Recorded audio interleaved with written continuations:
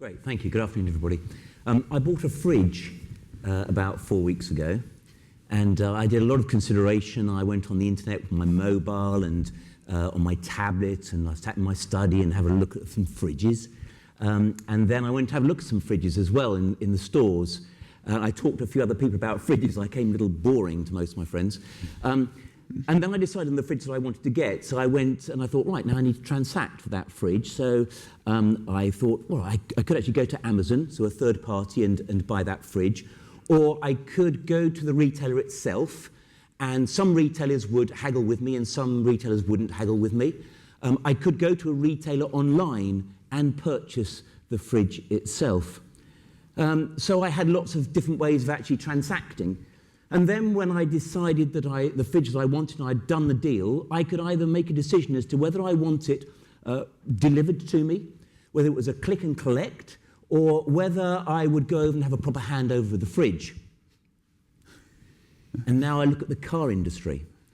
And when I get to the consideration elements, it's very similar to any consumer durable good. You can go on the internet, you can use your mobile, you can go on your tablet, you can go and look at, you can talk to your friends, you can go on Revook, and you get lots of information about it and get some really good information from the media. But when I come to transact, fundamentally, I can really only go to a dealership and to haggle. And then, in terms of the fulfillment of that, it's very much about me having to go to that dealership and having the car handed over to me. Now, my parents absolutely would only ever want to do that. And I'm a baby boomer, and a lot of my friends would as well. My kids look at that and go, really? And it's interesting, isn't it? Because my kids are Y generation, and when you look at X, Y, and Z generation, they make up 67% of the population. And they have been used to retailing in a very different way to the way that I was brought up. They are used to instantaneous, online transacting. And yet, that's not really what our industry fundamentally does. We're trying to change, but we're still steeped in the past, I would suggest. It's bothered me. And what we have done at Hyundai, this isn't a plug for Hyundai, but it just gives you an idea as to some things that we should be looking at, I would suggest, in terms of retailing. What we've done in terms of transaction, not only can you transact in the dealer now, but we have actually opened a couple of stores. We've been going with a couple of stores in shopping centres. That's long-term shopping, not just a pop-up shop, but we've got one in Bluewater and one in Westfield, where people are actually retailing and they come across us. They don't have to go out of town to find a dealership. Whilst retailing, they actually purchase a car. And also, we have now, you've probably seen, hopefully on telly, we now do click to buy. You can have your part exchange valued in the comfort of your home. You can put finance, you can get accepted finance in the comfort of your home. So you can actually now start to transact a little bit more like you would a normal consumer durable. And finally, in terms of fulfillment, you can have it delivered to your house, you can go to the dealer and have it handed over, or you can go to the store itself. What I'm trying to say is that I think the environment is fundamentally changing, and it concerns me that our industry isn't necessarily keeping pace with that in retailing. And that does not mean at all that we do away with dealers. Far from it. I think that purchasing a vehicle requires a relationship because they have a part exchange and they have an ongoing relationship because they have a servicing requirement. What we need to do, particularly in the transaction level, is bring our dealers in with that in terms of different ways of transacting. And that's the challenge that I think we have in the automotive sector moving forward. Yeah, thank you very much, Tony. We'll come back to that and the subject of the fridge that you eventually chose in a moment. Let's turn to Michael Martin, Vice President, Global Strategic Development at DHL Supply Chain. Michael. Thank you. I think it's a bit strange sort of being on stage, sort of being part of the supply chain. It's been mentioned many times, the importance of supply chain. And when we sort of look at markets and how they sort of evolve and change, I sort of look at the automotive industry, and I think it's going through unprecedented change at the moment in terms of the way the cars are being produced, the way that technologies and everything's changing. And I think it really creates some really exciting opportunities especially in terms of the retail environment. And one of the things which I'm sort of as an observer can sort of see, I agree that I can see that the battleground for OEMs is going to be the retail space. So I see that when I go shopping in the shopping centres. I can see pop-up stores, and I can see the brands are sort of coming into that environment. And I can also sort of see that the relationship with the customer is going to be a digital platform. It's going to be based upon how you communicate to customers and how you basically get that information to them. And as a consumer and with children, they look at those sort of channels and they sort of want choice. They want that ability to be able to choose how they get their products and cars delivered. But what I sort of almost sort of look at in terms of the digitalization of the supply chain and the amount of information that's coming into it is how do you have a supply chain that actually meets those needs? Because when I look at automotive, the supply chain is very much focused on making cars. It's all about keeping factories busy. It's all about producing the cars. And when I then sort of look at where is the customer, many times the customer is not at the heart of the supply chain. So when I'm looking at a supply chain, the customer is typically at the front of it. It's the beginning. It drives everything. And I see that the changes that we're going to have in the industry, the digitalization, the configuration of cars, it is going to put the customer at the heart of everything. But then, how do you have a supply chain that meets those demands? How do you create the visibility? How do you create the coordination between the various stakeholders to ensure that once you've got the digital experience with the customer buying the car, he actually gets that experience in terms of getting that car delivered? And we've spoken, I think previous speakers were speaking about models becoming more global in terms of production plants typically are making cars for multi-regions. With extended supply chains, with interregional moves, the visibility and how you can make the flow of vehicles through will be fundamental in terms of whether this is going to be a success. And I often talk about the express market. You can get a dealership and they can sort of order goods from Amazon or forever sort of retailers, and they get that online experience where they can track the parcel to their delivery within minutes. But when we're looking at cars and we're looking at the movement of vehicles through a supply chain, sometimes it could be the visibility could be at best a week, sometimes it could be a day, and even on a day of the delivery you wouldn't get that level of transparency. So my challenge to the industry, and one of the things which I'm really interested in, is how can we use new technologies, how can we sort of learn from different parts of the supply chain with different sectors and bring some of these types of developments to provide a true omni-channel experience for car retail. Thank you. Let's turn to Ian Plummer, manufacturer and agency director at Auto Trader, but also, and you were commercial director, weren't you, at Renault UK? Just more latterly of Volkswagen. In fact, before that, of Renault, yes. I think, first of all, I should say we are in the very positive position of agreeing on several things as a panel. So I think we agree fundamentally there's a lot of change. I think we agree, secondly, that there's an awful lot of impact from technology and digital. And I think we agree, thirdly, that the retail experience that we're giving today isn't quite good enough if we really want it to survive in the future. So to come back to a couple of challenges and a couple of opportunities, but I'll start with the opportunities because I think we need to have our glasses half full in this industry. There are a lot of opportunities we can still work on. Digital technology, I believe, is driving the consumer expectations of the younger generations that we talked about, that Tony described a bit earlier. We see that 18 to 34-year-olds are very likely, two-thirds of them are very likely to want to buy online, according to research. But actually, three-quarters of people still like the dealer experience. They want that. So we need to work out how we can refine the journey. And there are two simple messages, I think, where we need to improve things, and the keys to success are all around simplicity. Because we need to try and bring more customers into the retail experience, and then we need to try and give them a better experience. So the first challenge is, how do we actually get them there? How do we use technology to harness that? And the second one is, when they do get there, how do we use that technology to make sure it's a better, richer experience? So firstly, on the element of context we talked about there, we know it's a period of change. We know digital is driving things in terms of changing behaviours and so on. But to make things simpler, what do we actually need to do? My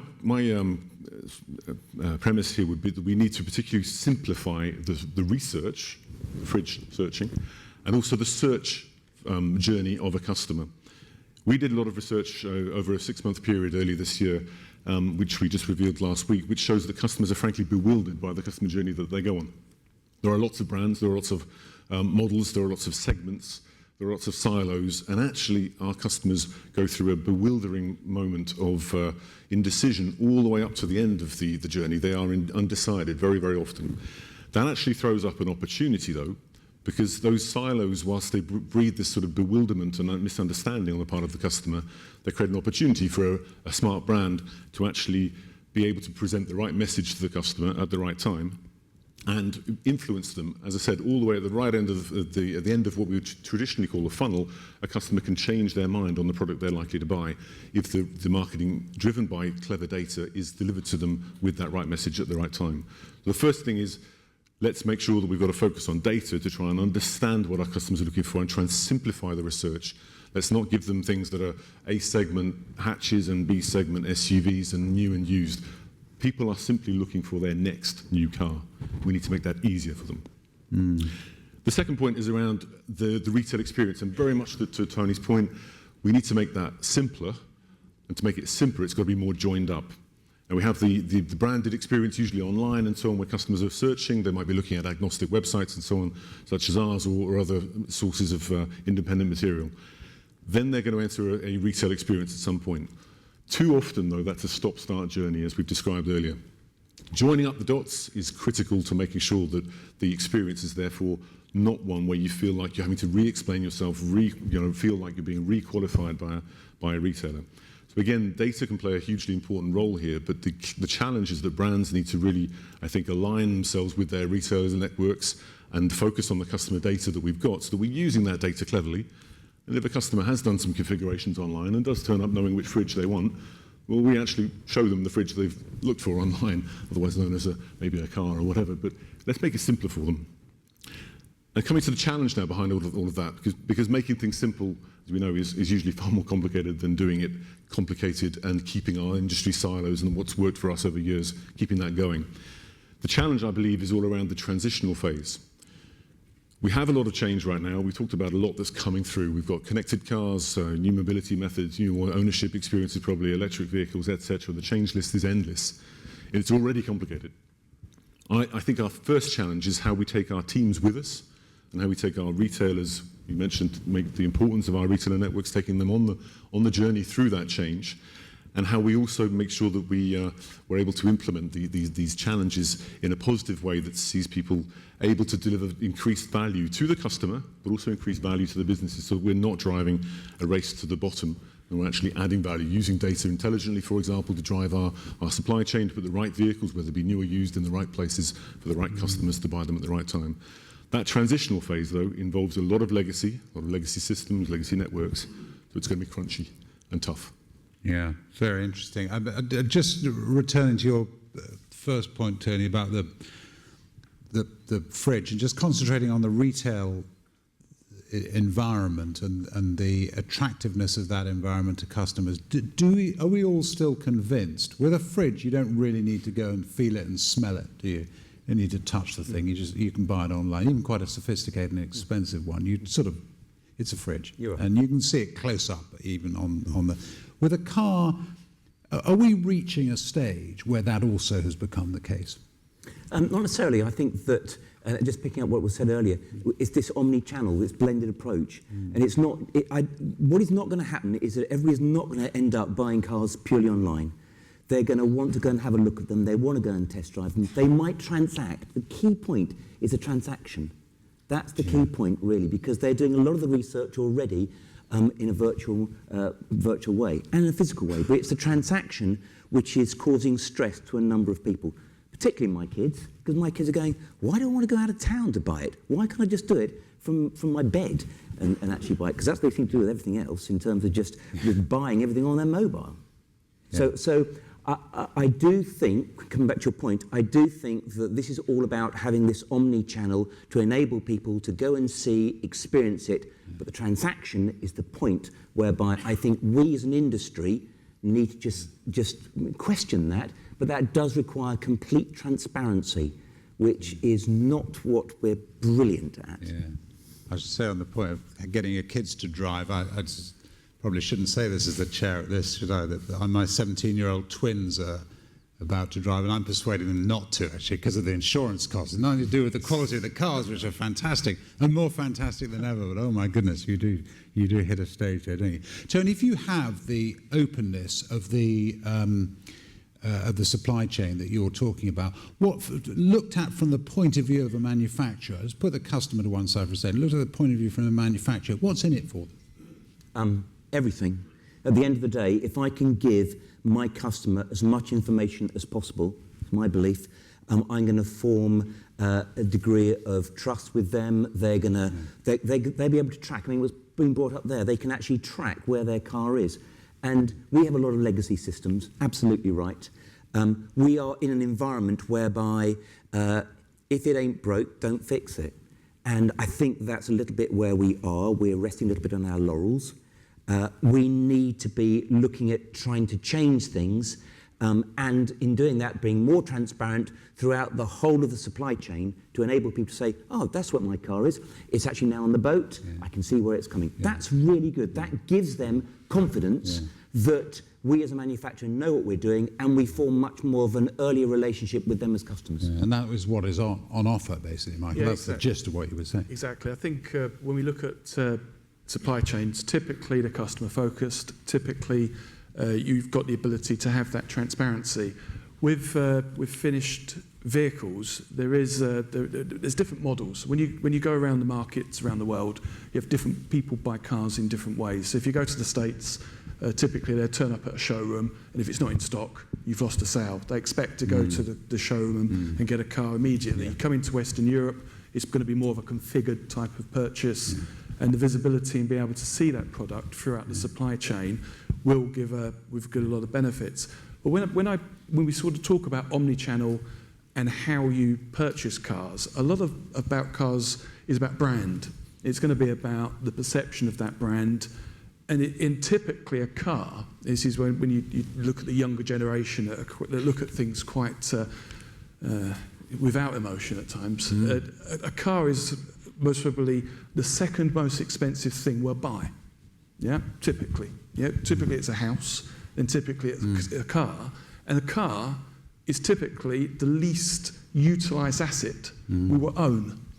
So when you sort of start looking at utilisation, asset, and ownership, you can see that mobility solutions and those types of things is what's going to be driving the industry as you move forward, and it's going to be that range of choice. And it just for me it's going to be those ranges of different ways of cars being moved in the industry, the omni-channel type of approach, which is going to drive the efficiencies. Yeah, and also, Ian, again, from the point of view of the manufacturers and brands, it's the retention then of the customer by the brand through the ability to kind of have an ongoing relationship.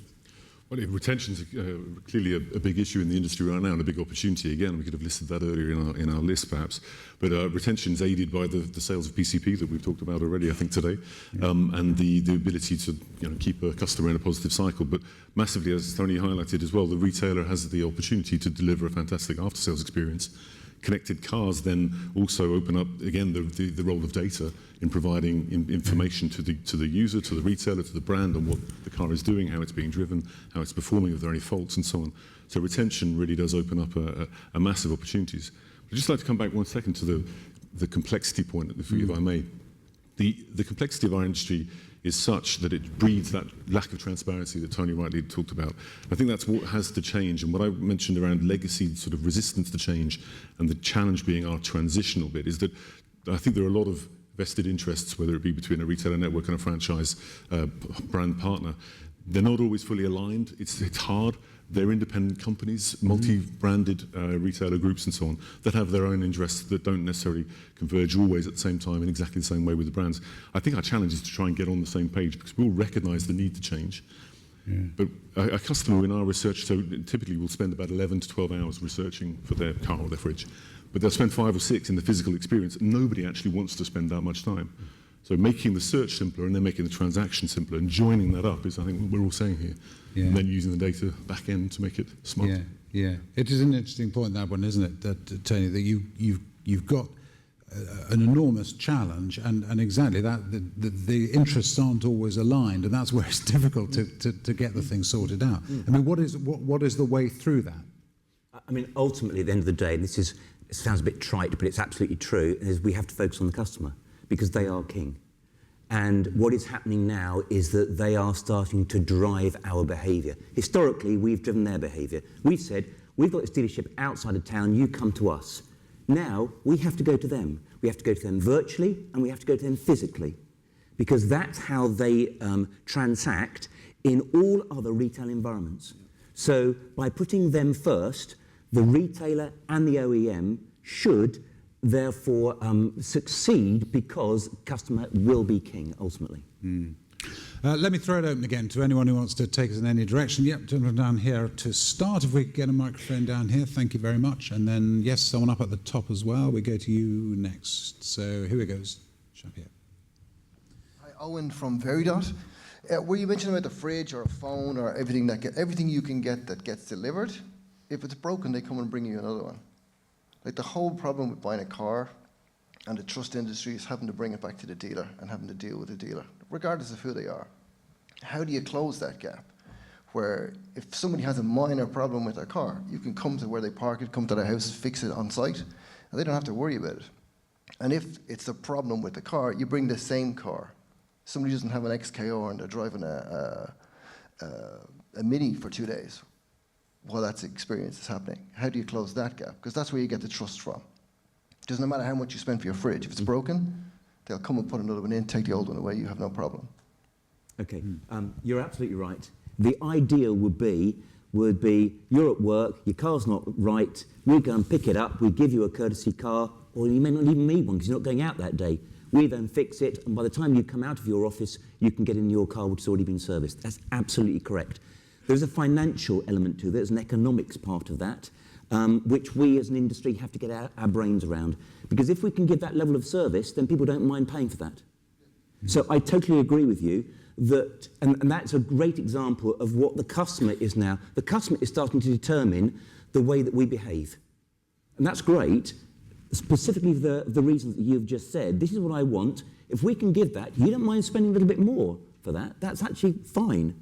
So it comes back to this point of, if we focus on your desires, then we should have we together with our retailers should actually have a perfect solution. Now the point is that mitigates against ownership too, doesn't it? Because one of the things there in that circumstance, if it's not yours, you just give it back. You do get another one then, either that day or it just gets fixed, because it's the second most expensive thing you'll buy. Yeah, so but why it buy could it? keep costing you money if you get the wrong one. So that's why people need to go and test it and feel it, and that's why it's such a transactionally a difficult thing, because it's a huge decision.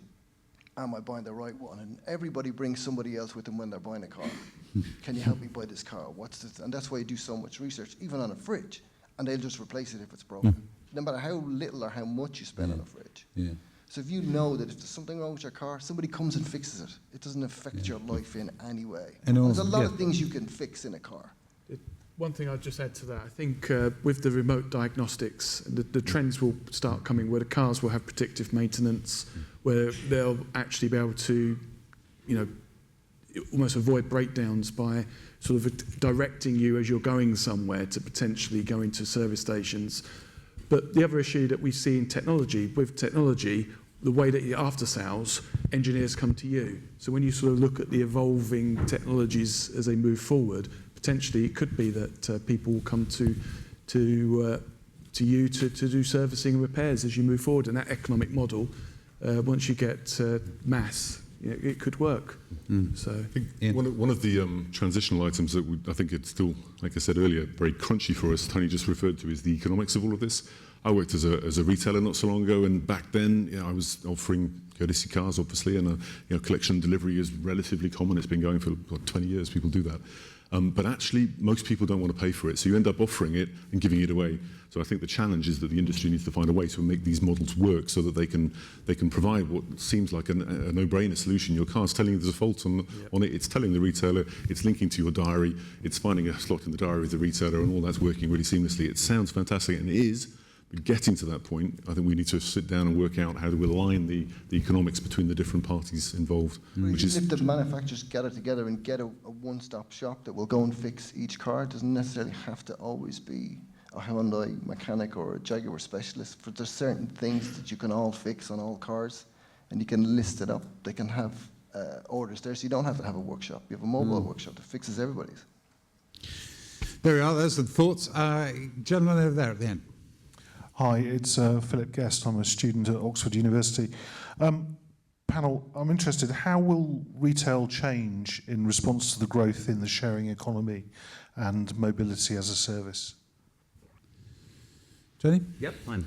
I remember having a look at this about 15 years ago, whereby we had this great idea of what you do is you pay a monthly rental, and then in the summer months you can have a coupe, and in the winter months you can have a 4x4. And at holiday time, you could have a nice MPV to take your family with. Brilliant. We thought this was going to be the answer. Until we realised that everybody wanted a coupe in the summer, and everybody wanted to have the MPV, and everybody wanted the 4x4. Nobody wanted the coupe in the winter. And that comes back to this economic side of it. And that's the challenge that we have, is that it's a nice idea, and we have to always consider looking at it, but I'm not too sure in terms of paying that monthly rental such you have a mobility solution as to how it will physically work. I was involved in similar studies, so I completely concur with you at that point. I think what you are seeing is people in bigger cities have got a greater propensity clearly to use the likes of Uber and so on, or use a zip car or similar. And there's clearly a benefit to some people to do that rather than taking on full ownership of the car. You have to say as well that the actual ownership of the car, when you look at a PCP, is not really full ownership of a car in a sense at least. So people are already not fully, they're sharing that car to a degree. But when the research that I've seen shows that most people, when they're buying into services like a zip car, are actually not doing so to replace an existing vehicle. It's usually an existing subscription. It's maybe a 2-car family, maybe going to 1 or something. But you're not taking people out of the car buying economy. And I think you need to look carefully as well at how things like that could really grow, because if you take the example of Boris bikes started out on the premise that you'd pick one up and you'd drop it off somewhere, and then they realised that actually people took them at the top of the hill and they dropped them off at the bottom of the hill, and nobody wanted to take anything other than the tube to go back up the hill. So they had to have trucks carrying the Boris bikes around. Now, zip cars and similar and all the similar concepts, generally, like when you take your rental car, you'd pay a bit more if you drop it off at a different airport than the one you picked it up at. If you've got to move all the cars around all the time, it becomes a bit chunky. And I think then you'd find that the authorities might realise that you've made it actually so easy for people to drive a car and put it anywhere that you end up seeing more cars on the roads of the big cities than anything else. Last thing, just quickly, is that we've also studied that in very great detail what actually customers think about some of these buzzwords, the likes of connected cars and future mobility services and so on. The vast majority of people don't really understand all those concepts because we're not doing a great job at explaining them. They're buzzwords, I think, for our industry, and it's like the transitional phases we've got to go through. The key to that is taking our people with us so that, like Jeremy was saying earlier, they can explain the diesel challenges to their customers. The same here. But actually, fundamentally, most people said that they still saw great value in owning a car, and they continued to expect to own a car in the future. So I think these changes are happening more at the margins at the moment. It will change, but it'll be very progressive. Anything to add to that, Mike? No, I just agree with Ian. I think it's logistics of moving the fleets around, which is the challenge. Yeah. Is there someone else over there? Yes, the gentleman down right in the middle here, please. Thank you. Hello, Tim Rose from Automotive Management. What's the panel's view on the future of brand division? You may be able to buy a fridge, but you don't have to go in a Miele store, walk out of a Miele store, look in a Hotpoint store, go out to the Hotpoint store and go in another store before you make your decision. But the franchise networks require you to do that to buy a car. Yeah. Ian, is that also something that is just ludicrously old-fashioned and will disappear? Well, we definitely see a logic, as I said earlier, where you need to make the search, well, the research, and then the search experience of a customer much simpler. And as I said, people don't think in terms of new and used cars, separating the two. Pricing comes into play, and when you're looking for a brand new car of this model, you realise it's more expensive than you thought. You end up for maybe the used one because you really wanted that model, or you stick with the reassurance of new. That's kind of silo doesn't work. The same works across brands. People change their preference for a brand all the way, as I was saying, all the way right to the last moment. So the key is making that journey simple. But as I said also, value is still seen by the customer in the transactional experience they see with the retailer. But as Tony very rightly said, we need to make that much quicker. It's far too long, those 5 or 6 hours that we spend. We don't want to do that. We've done that 11, 12 hours of research. We now want the wow factor, a bit of theatre in the retail experience. We want it to be simple, quick, clean, and a positive experience that then ties us into the after sales. So I think that's where the linkage from the search experience needs to go through to a branded a digital experience and a branded retail experience that really joins up the dots and adds that value that the customer's looking for. But could you be going from a search experience that is multi down to the brand? In other words, I mean, if you're buying your fridge, I sort of become obsessed with your fridge now, Tony. But yes, thank you. Yeah. If you go somewhere like John Lewis, other stores are available, I should say, as a BBC person. But say you go to John Lewis, I mean, you've got a range of brands there, and you're not initially interested actually in the brand. You might have a brand in mind, but there are other brands, and you can see immediately, you can compare prices and all the rest of it. Is that also the beginning portal into the experience of buying a car in the future, do you think? Yeah, you go. No, I was just going to say, I think the ownership experience is really what fundamentally in the customer's eyes, when they get to that transactional moment and they really want that experience. 3/4 of people tell us they still want an experience with the dealer at that point. So right. it's Yeah, I agree with that. I think that first of all, that people do go onto these websites that give you lots of different brands, but then you do funnel down to have a brand experience, and people do buy brands. Whatever we say, particularly in cars, people absolutely buy brands, and so they want to have that brand experience, whether it be particularly on your website and then in the dealership, but then to have that relationship with that dealer when they actually have the after-sales experience. Yeah. Okay. Yes, gentleman here, and then we can go back to there was someone at the back who was waving as well. Thanks. John Miedi from Carwell. Kind of fixating on Tony's point about transaction, going away from the fridge analogy, more to a sofa analogy, where you say, for me, I think that is more important, where you would want to touch it, feed it, sit on it, what's that sofa like? So I did this at Christmas with my wife, went into a DFS, tried to negotiate, couldn't get any money off the sofa whatsoever. It probably says more about me as a negotiator, but couldn't get any money off the sofa whatsoever, but found the one we liked. We went home and we completed it online and we bought it, and it was the exact same price. I didn't feel like I was losing out or anything like that, and it was a really seamless experience. It was great. The reason I'm asking you is obviously you've got Click to Buy now, trying to bring that same experience for your brand in terms of people buying that car.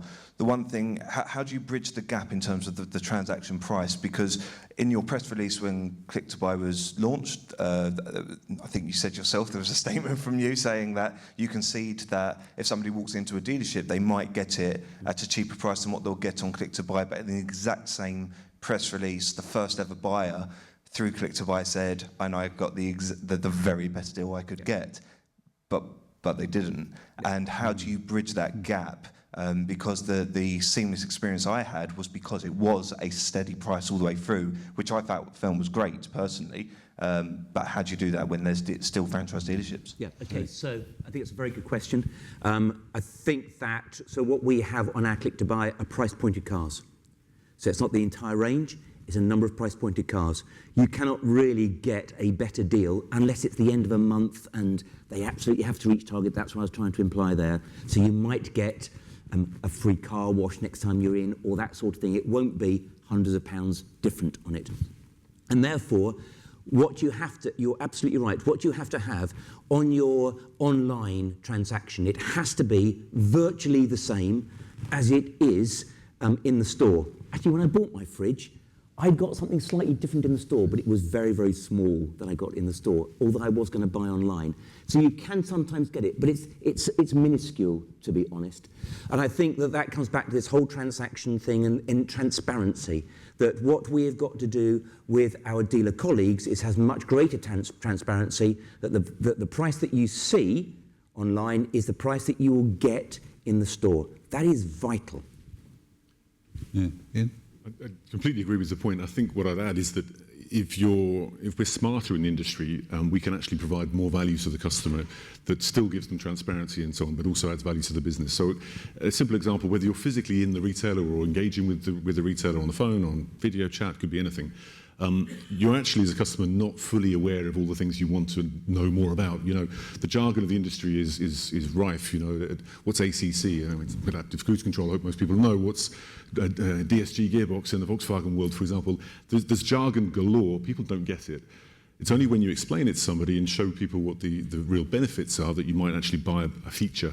And then you can add value, because you're not necessarily talking about a fixed price that's always comparable. It's not always easy to decode all of that world with options and so on that change things. It isn't always exactly the same product, on the point.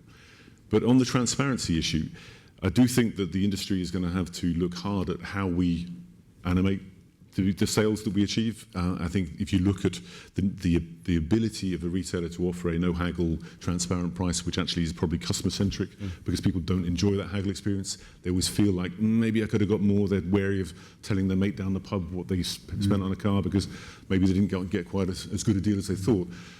To do that, I think there's a challenge for the industry to actually avoid a margin-based payment and maybe a more commission or agency type approach, where you're achieving as a retailer a certain fee for selling a car, but you're not giving away your margin. And that's the danger we've got at the moment, that is actually causing some of the disquiet, I think, from a customer point of view, and holding back our internet capabilities. Last one, anyone, before we break for lunch? Yes, gentleman then.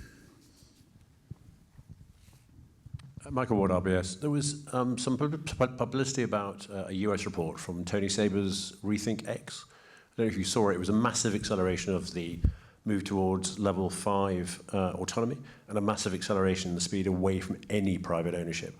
That was all 2030 phasing. But he mentioned in passing, as part of that journey, by 2024, the dealership network would cease to exist in the US. Any comments? Michael. It's an interesting question. When you look at, from my experience of the US, in terms of the dealerships and the way that people procure and buy over there, I'd be very surprised in such a short period of time that there'd be such changes. I see that the market is going to evolve into these different channels, but it's also, when you talk about transparency and pricing, it's all based upon different types of demographics. You're going to get some people that are going to always want to go to a dealership and enjoy that haggle, that experience, and enjoy the features. You're going to get a younger generation. I look at my daughter, and she'll order food online rather than phoning someone. It's that, you know, she just would rather not interact and prefer that type of transaction. And you're going to find that in all of the different channels as you move forward.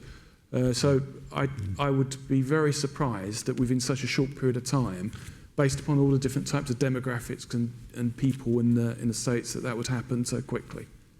Ian? I don't agree that dealerships will suffer in that fate that quickly, for sure. But I think that in essence, it will all depend on their ability to deliver what we've talked about today. So the speed of change will be changed, but the speed of change will be dependent on their ability to deliver greater simplicity, greater transparency, greater trust, and a better online join of what they're delivering digitally to what they're delivering physically. Customers will enjoy the physical interaction when it's done in that seamless way. And I think what's key is that the pioneers will see that through with their networks, and I think it's to great credit of Hyundai that they're one of 2 or 3 brands in the UK already doing these sort of things and leading their networks on that journey. If they succeed in that journey, I don't see any reason why that would change fundamentally. Isn't one of the points that once you get to level 5, you're sort of in a stage where where the whole business of ownership just isn't a thing anymore? Maybe. I come back to the point of all of our research, and we've been with the stores at Blue Water and Westfield now for 2.5 years. And everybody wants, when they are transacting with us, and we sold nearly 2,000 cars out of those stores, when they've transacted, the one question they've asked is, where's the after-sales facility? And they've all got an after-sales facility there in Bluewater and Westfield. And that's interesting, isn't it? Because when you go in there, it's like an Apple store. You don't have to talk to anybody. You can transact entirely on the pad there. Yeah. Yet they still want to know that there is a solution to the ongoing relationship that they've got. And that, to me, made me realise that dealers are absolutely here to stay for a long time than we perhaps originally thought. Yeah, and seriously, on into even levels of automation that make the business of your own personal transaction with the car slightly reduced in the... I believe so, yes.